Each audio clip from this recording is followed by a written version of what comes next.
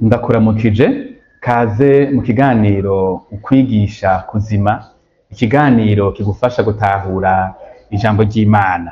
Uno munsi ni igice ca mbere c'ikiganiro ku nyigisho ihambaye cane mu kwizera Kristo, inyigisho tubwira ivyerekeye ugucungurwa. Niyihe nsiguro y'ijambo ugucungurwa? Hoho ninde acungurwa? Mbega vyasavye ko Imana Data n'Umwana wayo kugira ngo bashobore gucungura umuntu? Ivyo bibazo n'ibindi nivyo tugiye kuganirako muri kano kanya k'ikiganiro cacu. Uri kumwe na mwene so Oswalde Nshimirimana, amasanzwe ndi umupasitori, ndakunda kwiga no kwigishwa ijambo ry'Imana, ndakunda kwandika ivy'Imana iriko iranyigisha mu ijambo ryayo, ndanakunda kandi no gusangira n'abandi ivy'Imana ibiriko iranyigisha mu ijambo ryayo. Kaze. Ugucungurwa ni inyigisho ihambaye rwose mu kwizera Kristo, kandi igihe datahuye neza kino cizerwa co gucungurwa tuba duhomvye ikintu gikomeye gose. Nico gituma tugomba gufata akanya tuvuge ku nsiguro y'iri jambo ugucungurwa. Hariho insiguro zitatu dusanga muri Bibiliya zitubwira ugucungurwa. Abandikiwe ubwa mbere bobo cane cane mw'Isezerano Rishasha baratahura ico ijambo risigura twisunze Bibiliya, ururimi yanditswemwo y'Ikigiriki mw'Isezerano Rishasha. Kano kanya tugiye kumara umwanya tuganira kuri kino cizerwa gihambaye mu kwizera kwacu. Mbega none vy'ukuri ugucungurwa ni iki?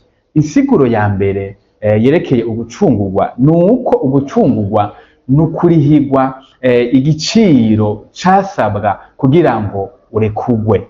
Iyo habaye nk'umuntu yafashwe akaba imbohe, yarashobora kurihirwa igiciro co kumucungura kugira ngo arekugwe. Canke hariho uburyo umuntu yashobora kugura uwundi muntu kugira ngo ahinduke umuja wiwe. Uwo muntu akacabaho ata burenganzira afise, akaba ata mwidegemvyo afise. Ico gihe yaba yahinduka umuja, yahinduka uwaguzwe n'uyo muntu maze akamukoresha ivyo ashaka, umuja. Hari igihe rero cashika uwo muja agacungurwa, n'igihe harihwa ikiguzi gikenewe, igiciro gisabwa kugira ngo uyu muntu ntiyongere kwitwa umuja. Rero hararihwa amafaranga asabwa canke ikindi kintu babona gihuye no kuriha ico igiciro kugira ngo uwo muntu arekugwe. Rero ugucungurwa no kurihirwa igiciro casabwa kugira ngo umuntu arekugwe.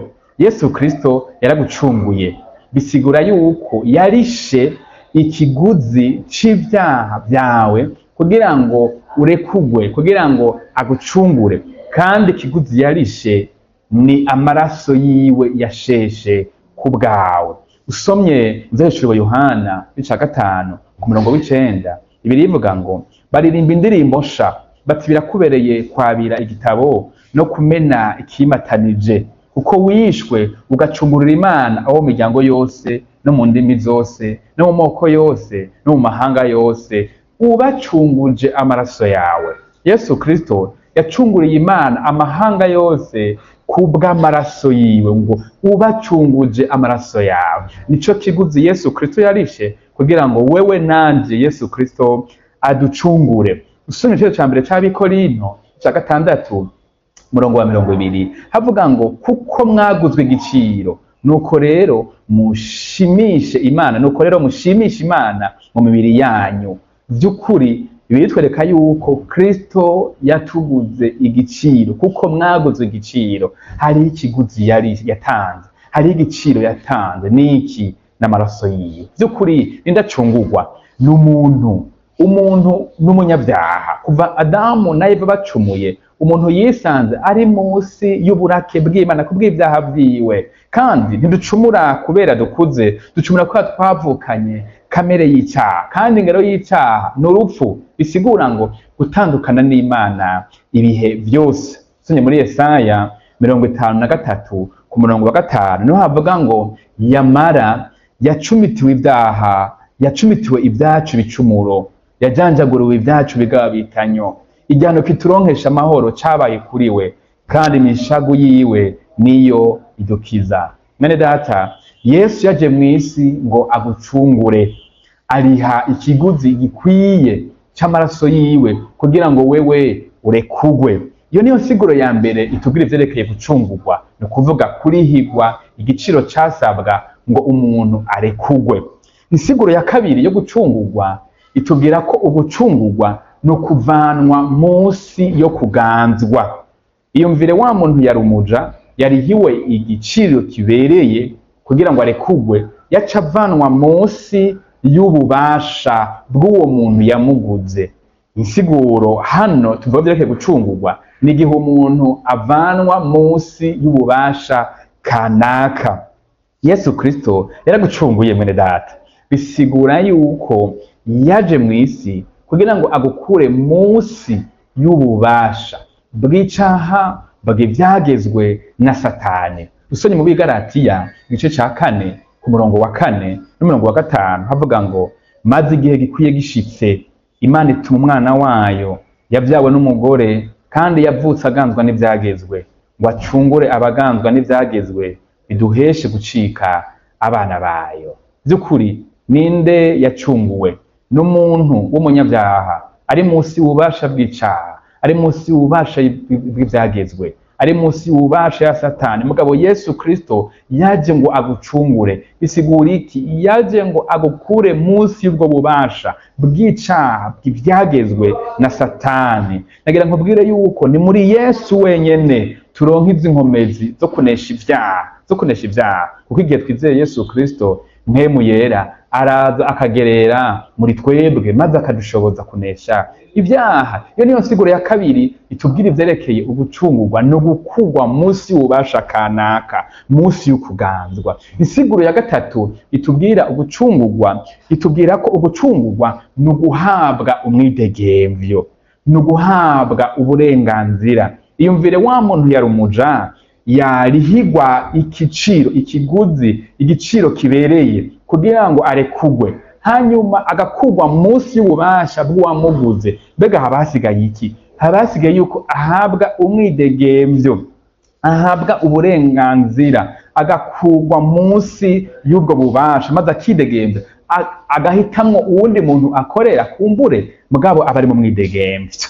Ivyanditswe vyera usomye Bibiliya muri igice ca mbere ca Petero, igice ca mbere murongo wa 18 na 19 havuga ngo iki? Havuga ngo muzi yuko ivyo mwacungujwe ngo muve mu ngeso zanyu zimburakimazi mwatojwe na basogokuruza atari bishira nk'ifeza canke izahabu, ariko mwacungujwe amaraso y'igiciro kinini nk'ay'umwagazi w'intama utagira agasembwa canke ibara niyo ya Yesu Kristo. Mwumva ingene Petero avuga ngo murazi ingene mwacunguwe kugira ngo mukugwe muve munsi y'ingeso zanyu zimwe zimburakimazi, zimwe mwatozwe n'abasogokuruza. Ati mugabo kandi ntimwacungujwe ni feza n'inzahabu nk'ibishira, oya, ahubwo mwacungujwe amaraso y'umwagazi w'intama utagira agasembwa canke ibara, n'amaraso ya Yesu Kristo.